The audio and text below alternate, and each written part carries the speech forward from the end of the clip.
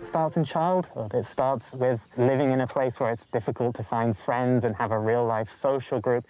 I began using the internet when I was very young. I was a YouTube addict, really. I think I've spent something on the magnitude of 10,000 hours on the internet. Do you have any real-life friends? No, I do not. Don't have any? No. That's a bit of filmmaker Benjamin Zand's documentary, The Secret World of Incels. Incels are a community of mostly heterosexual men who cannot find romantic partners. Zand spent several months in these incel chat rooms online where violence and brutal misogyny are normalized. Zand joined me to discuss why he makes documentaries about these kinds of subcultures. And Benjamin Zand joins me now from London. Thanks so much for taking the time.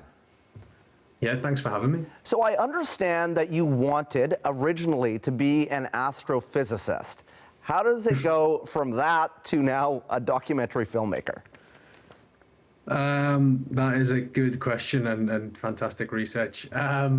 Basically, I failed physics and sadly it left me with limited options. And then I realized, one thing I was good is talking to people and, trying to elicit information. So it was either that or be a secret agent. So yeah, just started making documentaries really. And it's been a crazy road, found myself kind of making films about obviously people in the darkest depths of society. So that's been interesting. Yeah. You cover a lot of different topics in your documentaries. Some can be quite controversial. How do you decide on what you're going to do for a project? I mean, I think I suppose I'm slightly drawn to, I wouldn't say controversy. I mean, I'm drawn to kind of the hot button issues of life and, issues that have a lot of nuance. I kind of don't necessarily believe that anyone is entirely good or bad. I believe that there's kind of, gray areas within there. And I think that's what makes films interesting. It's what makes journalism interesting, kind of uncovering those. I tend to do kind of access-based films where I spend time with people for a long time. So I guess I just look at what's being, spoken about in society, but then also what isn't being talked about. I quite like kind of the trends that are bubbling underneath that people don't quite see yet. I suppose, on the darkest reaches of the internet or in, different communities, and then just try and understand why people do things, whether that's commit crimes or believe, crazy ideas about the world that aren't necessarily true. Let me ask you about one of your recent documentaries, and that explores the concept of transmaxing, which I actually didn't even know about until I watched this documentary. This involves men choosing to transition to being women because they claim that women are more privileged. Tell me about that and what you discovered in doing this film.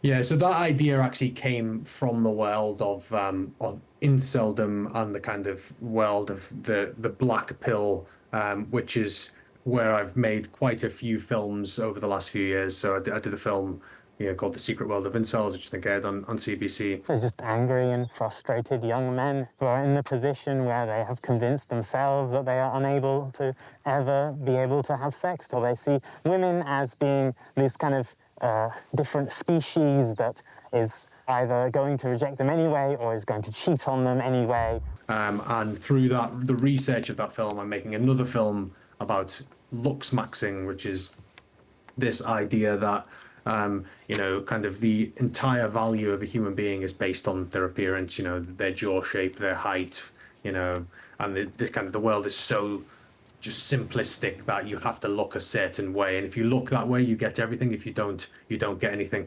And transmaxing is a kind of offshoot of that world, which is that for some men who have kind of lost all hope, they may just be better in a female form because they have feminine features. Something subtle, but enough to make a statement. Try to feminize my features just a little bit more.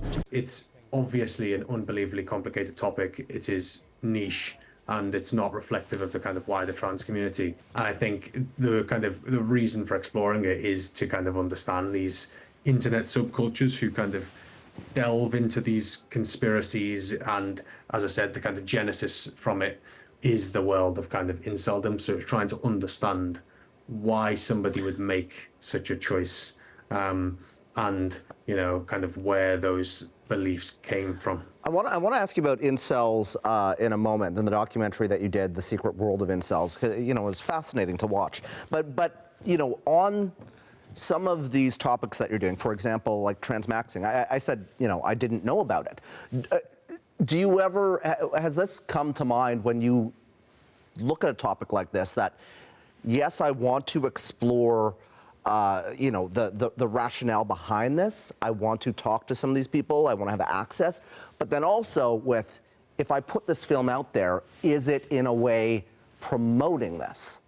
Yeah, it's a very good point. And I think it definitely comes into my mind, and we think about it a lot when we kind of choose the topics. I think the world of incels is a good example of how I don't think ignoring those ideas necessarily works. I think you need to address these things. I spend a lot of time on the internet looking at these kind of forums and worlds, and the amount of times things that are from the deepest depths of the internet come out and become mainstream issues. Things like QAnon, which I've also made a documentary on, become mainstream issues that start to affect wider society is very frequently.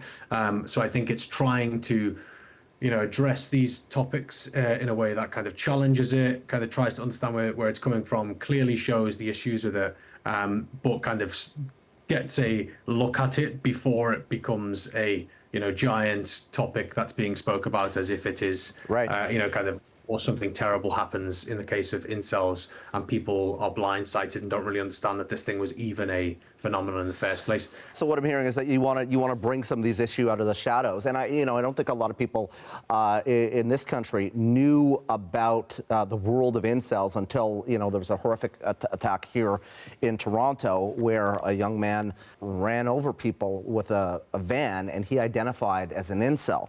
The risks of this kind of ideology have been highlighted by a number of violent incidents. What are your thoughts on how this phenomenon needs to be addressed? It's a really difficult question. I think there's a few stages to it. One is obviously stopping people getting there in the first place, which is why I think there's a value in, I suppose, mainstream news organizations covering these topics and kind of looking at them and saying, hey, look, this is clearly problematic. If you see this online, there's a kind of educational element to it, which is trying to get younger people across this content in a more judgmental way prior to them just stumbling on it on, Discord, where they think, oh, these guys are all completely normal. Look, they're just chatting about this idea. That's, what's the black pill? I'll look into that. I'd say trying to kind of obviously monitor if your child is online. It starts quite young. It tends to be kids who are having trouble in school, or maybe they're not feeling kind of close to their friends, or they're feeling a bit out of place, or maybe it's kind of people in their late teens or early 20s and they can't get a job, and they're not knowing what to do in the world, so they start to spend a lot of time alone. They start to spend a lot of time online. So I think people around them should try and pay attention to that, have conversations with them. There's obviously mental health support there. A lot of these people are struggling with mental health issues. They're struggling with their position in life. They don't have kind of close relationships with those around them. So it's really difficult, because when you meet them, they're all different, nuanced. They're troubled individuals, who could benefit 100% from mental health support, could benefit from a community around them, could benefit from education on how to use the internet, and to differentiate between, misinformation. So it's very complicated. But I think kind of trying to engage with people as soon as possible is a good tactic. Benjamin Zand, appreciate the time. Interesting chat. Thank you so much. I appreciate it.